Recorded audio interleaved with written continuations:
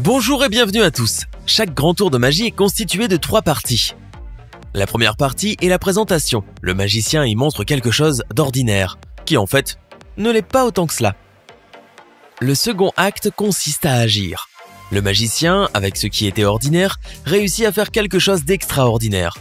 Bien sûr, vous n'applaudirez pas encore car faire disparaître quelque chose ne suffit pas. Il doit la faire réapparaître. C'est pourquoi tout effet magique comporte un troisième acte où l'impossible devient possible.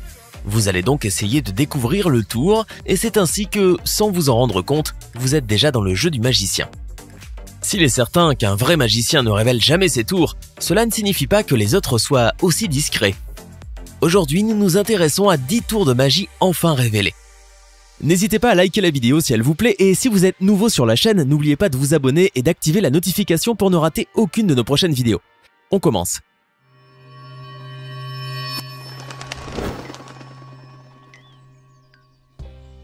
La femme écrasée dans une boîte est l'un de nos tours préférés car à première vue, il semble ne pas avoir d'explication logique. Dans ce tour, l'assistante entre dans une boîte qui comporte une grosse barre de métal sur un côté. Elle s'enferme et le magicien pousse cette barre vers la direction où se trouve la femme qui semble alors avoir été complètement écrasée. Le magicien enlève ensuite la barre de métal et demande à l'une de ses assistantes d'ouvrir la boîte. Par magie, la femme est toujours là, comme si de rien n'était.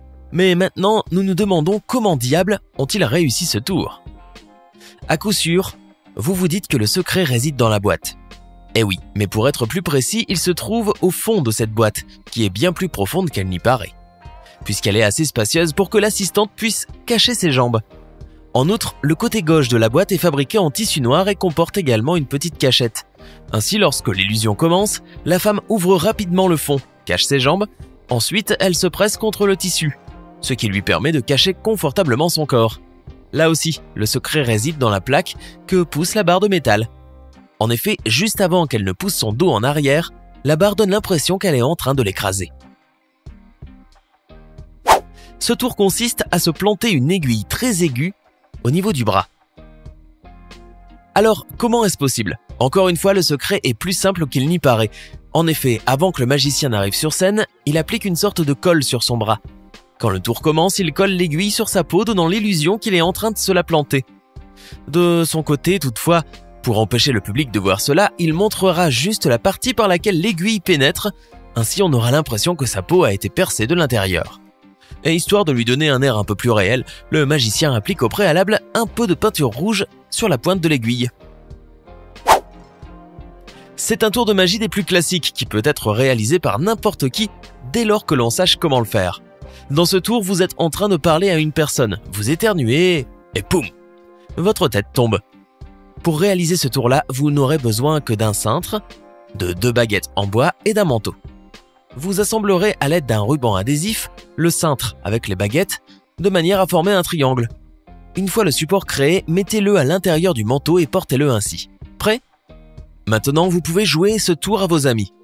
Dans la plupart des cas, les magiciens préfèrent réaliser leur tour de face, car s'il vous arrive de les regarder de côté, vous remarquerez que leur corps se penche. Penn et Teller sont aujourd'hui le duo de magiciens le plus célèbre qui existe. Quand Penn écrasa Teller avec un camion de 30 tonnes, sans que rien n'arrive à son ami, leur tour fit immédiatement partie des 50 meilleurs tours de magie de l'histoire. Or, la question qui se pose est « Comment ont-ils fait ?» Bon, tout d'abord, vous devez savoir que le tour en lui-même est dangereux, car il s'agit d'un véritable camion. Sauf que celui-ci est muni d'un contrepoids de plusieurs tonnes, de manière à ce qu'il roule d'un seul côté. Mais ensuite, que se passe-t-il avec les pneus qui roulent sur lui? Bon, voici le secret. Ce ne sont pas de vrais pneus, mais ils sont faits de mousse. Vous comprenez maintenant pourquoi le magicien n'a subi aucune blessure. À première vue, couper une tête avec une guillotine semble être l'un des tours les plus dangereux qui existent. Cependant, quand vous saurez la réalité, vous serez surpris de savoir qu'il n'est pas aussi dangereux que vous le croyez. Le tour consiste à couper la tête du magicien et à la placer à côté du corps décapité avant que ce dernier n'ouvre les yeux comme par magie. Le secret réside dans le trou de la guillotine. En effet, ce dernier n'est pas en bois mais en caoutchouc, ce qui permet au magicien de baisser la tête, donnant l'illusion qu'elle tombe dans le panier. Mais alors, qu'en est-il du couperet de la guillotine? Eh bien, vous devez savoir qu'il n'y a évidemment aucune lame et que le couperet se bloque juste avant d'atteindre le cou. C'est à ce moment-là que se libère le support où se trouve le magicien. Ce dernier baisse la tête à travers le trou en caoutchouc, donnant l'impression qu'il a vraiment été décapité. Pour rendre le tour encore plus crédible, l'assistante prend une fausse tête placée préalablement dans le panier et la déplace vers la table, où, dans une action synchronisée, un double du magicien la remplace en ouvrant les yeux. En 2013, l'illusionniste James Moore a choqué tous ceux qui étaient présents dans l'émission Britain's Got Talent, lorsqu'il fut soi-disant transpercé par accident par une épée au niveau de la taille. Mais comment a-t-il pu sortir indemne de cet acte? En réalité, le tour est très simple. Le magicien porte une ceinture en métal avec un trou à l'arrière.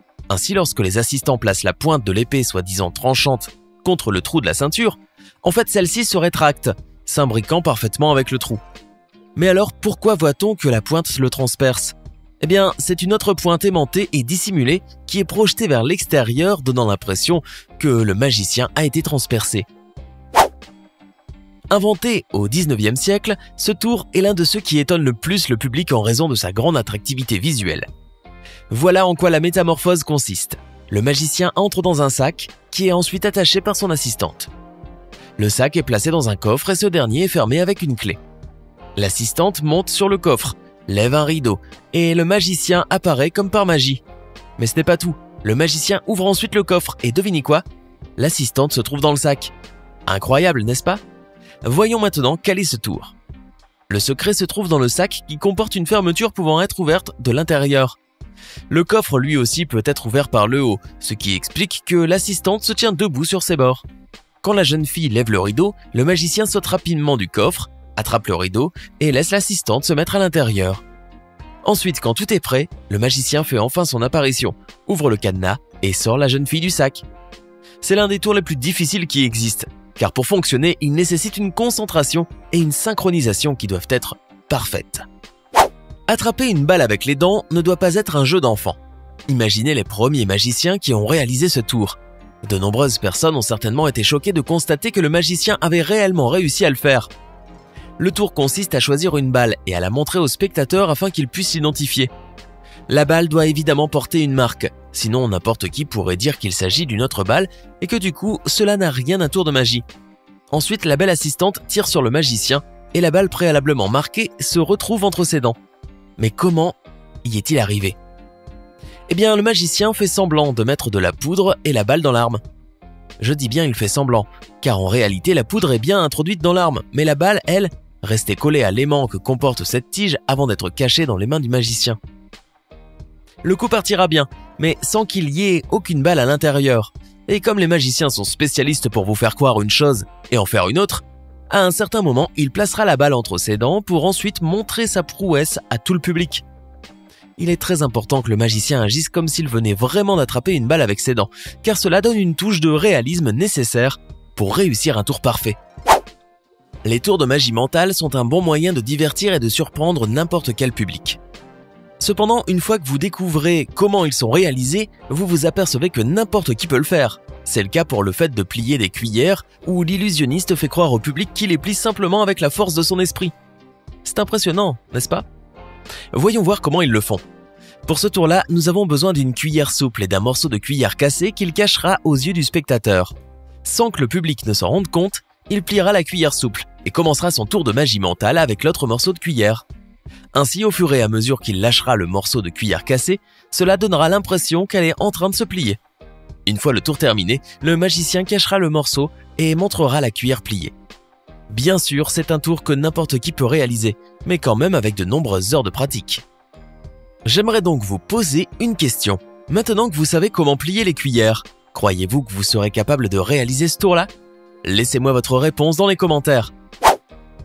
Vous avez certainement déjà vu ce tour à plusieurs reprises, et vous vous êtes sûrement demandé plus d'une fois, mais comment font-ils? Comme vous pouvez le constater, le magicien est tout seul sur le toit, quand tout à coup il commence à léviter dans les airs comme s'il possédait des pouvoirs surnaturels. Là, le secret réside dans une grue d'environ 15 mètres de haut, destinée à garantir la sécurité du magicien et à le faire bouger grâce à des fils fixés sous sa veste. Pour que ce tour soit bien réalisé, les fils doivent être très fins et éclairés par la lumière du jour, de sorte qu'ils soient invisibles. C'est ainsi que le magicien réussira à faire sa lévitation dans les airs. C'était 10 tours de magie enfin révélés. Lequel de ces secrets de tours de magie avez-vous préféré? Hey Hey, c'est tout pour aujourd'hui. Si vous avez aimé la vidéo, n'oubliez pas de la liker et de la partager avec vos amis. Et si vous êtes nouveau sur la chaîne, n'oubliez pas de vous abonner et d'activer la notification. Bye bye!